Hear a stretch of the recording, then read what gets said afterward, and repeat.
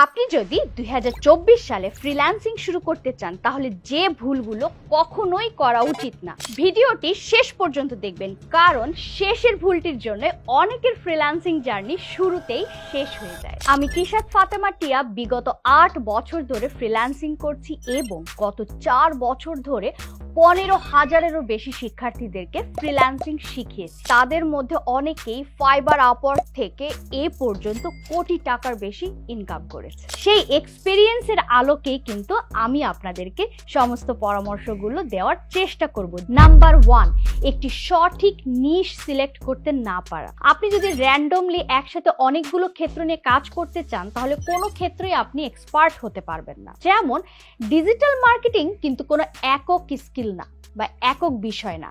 Digital marketing এর ভিতরে আরো অনেকগুলো ক্যাটাগরি আছে, যেমন ইমেল মার্কেটিং আছে, এসইও আছে, কন্টেন্ট রাইটিং আছে, সোশ্যাল মিডিয়া মার্কেটিং আছে। ইমেল মার্কেটিং ক্যাটাগরিতে আমি কাজ করছি। নাম্বার 2, শেখা ও অ্যাডপ্ট করতে ব্যর্থ হওয়া। আমরা অনেক সময় অনেক মোটিভেশন দেখে মোটিভেটেড হয়ে একটা কোর্স কিনি, শেখা শুরু করি, কিন্তু শিখতে গিয়ে আমরা কিন্তু সে মোটিভেশনটা ধরে রাখতে পারি না বা আমার শেখাটা শেষ পর্যন্ত হয় না, বা আমরা কোনো রকমভাবে শিখে মার্কেট প্লেসে নেমে যাই কিন্তু মার্কেট প্লেসে কাজ পাই না।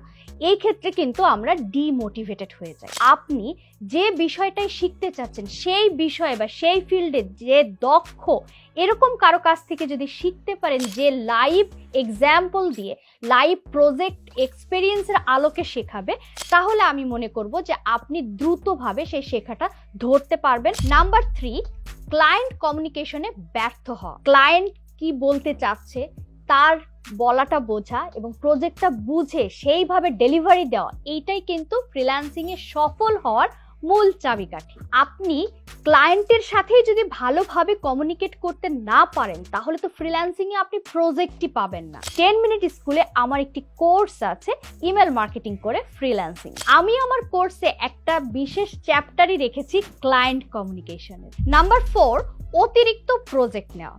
আমরা অনেক সময় আবেগে অনেক বেশি প্রজেক্ট নিয়ে ফেলি, যার ফলশ্রুতিতে আমরা কিন্তু টাইম মতো আমাদের কাজটা ডেলিভারি দিতে পারি না।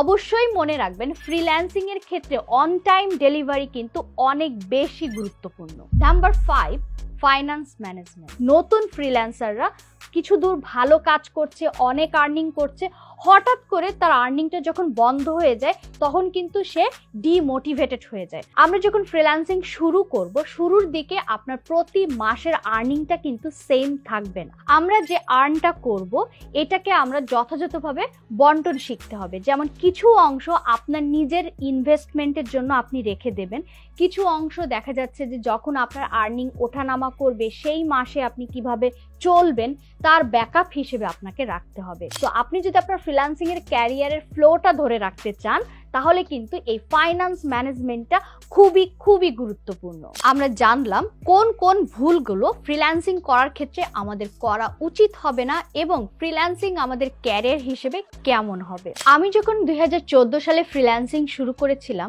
তখন কিন্তু এই ইন্টারনেটে এই যে রিসোর্সগুলো আপনারা যে এত সহজে পেয়ে যান, আমাদের জন্য এটা এতটা সহজ ছিল না। আবার আমরা যখন কোনো ক্লায়েন্ট ডিলিংস করেছি ফ্রিল্যান্সিং শেখার পরে, তখন সেই ক্লায়েন্টের সঙ্গে আমরা কিভাবে ডিল করব বা প্রজেক্টটা আমরা কিভাবে কমপ্লিট করব, এই ধরনের সাজেশন পাওয়ার জন্য বা কোনো প্রবলেমের সলিউশন পাওয়ার জন্য কিন্তু কোনো সাপোর্ট গ্রুপও ছিল না, যেগুলো কিন্তু আপনারা এখন অনেক সহজেই পেয়ে যাচ্ছেন। 10 মিনিট স্কুলে ইমেল মার্কেটিং করে ফ্রিল্যান্সিং নামে আমার একটি কোর্স আছে, যেখানে কিভাবে সহজে আপনি ইমেল মার্কেটিং করে ফ্রিল্যান্সিং করতে পারবেন তার বিস্তারিত দেখানো হয়েছে।